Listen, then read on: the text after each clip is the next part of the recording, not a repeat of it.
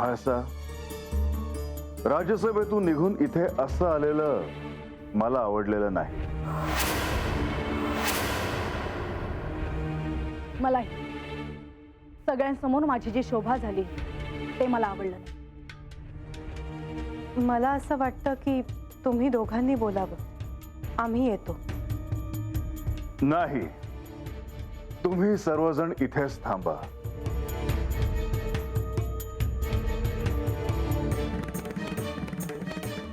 सिंहासनाचे काही अलिखित नियम असतात आणि ते नेहमी आपल्या ध्यानात असायला पाहिजे.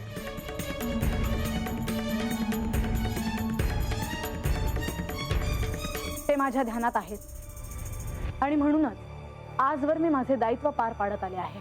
म्हाळसा, जेव्हा तू त्या राजसिंहासनावर विराजमान होतेस तेव्हा तू केवळ माझी अर्धांगिनी असतेस असं नव्हे,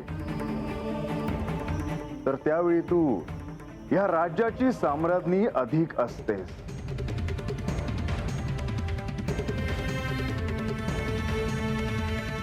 याचा अर्थ असा होत नाही की मी अर्धांगिनी म्हणून माझा अपमान सहन करावा.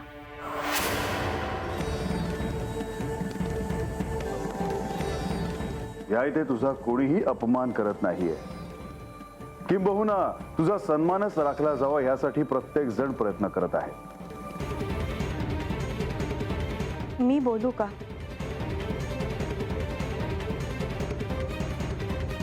म्हाळसा, आराध्य म्हणून भक्ताची इच्छा पूर्ण करणं हे देखील एक दायित्व आहे. आणि मी बानूची इच्छा पूर्ण केली कारण तिची भक्ती तशी होती. आणि मी तुम्हाला कोणतंही व्रत देऊ शकत नाही कारण आपलं नातंच तसं आहे. व्रत कोणी कोणाला द्यायचं ह्याचे काही संकेत आहेत आणि ते तुम्हाला ठाऊक आहेत, परंतु ते तुमच्या स्मरणात नाही. लक्ष्मी देवी, मला माझे स्मरण व्हावे म्हणून मी सगळे प्रयत्न करते आहे आणि ठरल्याप्रमाणे मी आज एकांतात जायचं ठरवलं आहे.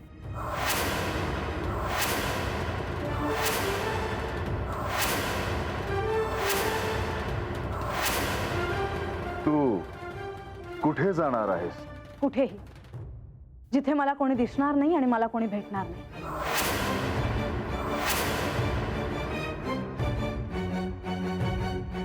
म्हाळसा, अगं अशी एकटी कशी कुठे जाशील? आपण तुला एकांत हवाय तर अशी व्यवस्था करू. अगं मी तुझ्या सोबत येते. हे बघ, तुला काय हवं काय नको हे पाहायला नको का? त्याची काही आवश्यकता नाही. मला मौन आणि एकांत हवा आहे. तू इथे नसशील तर राजकारभाराचे कामकाज आम्ही पाहू, परंतु आख्यानाचा जो संकल्प आहे त्याचे काय करायचे?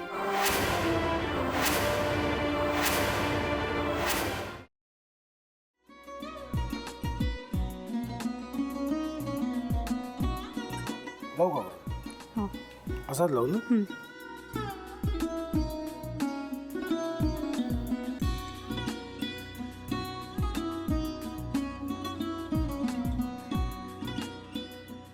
आता काय करायचंय? आता आपण ड्राय स्टफिंग दुसरं काय करणार आपण त्यात?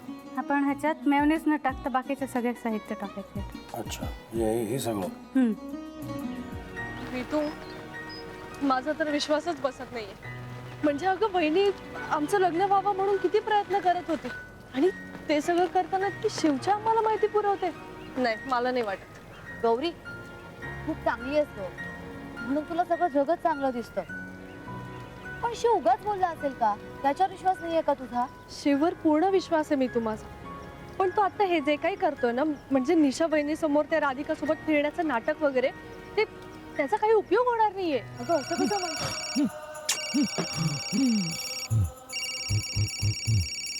अगं निलिमा, जतीन भाईंचा कॉल आहे. हो माहितीये. रिसीव कर ना. अगं बघ, कट झाला. आता तू रिसीव केला नाहीस म्हणून ते मला करतील. अब पुन्हा आला बघ. घे बघू.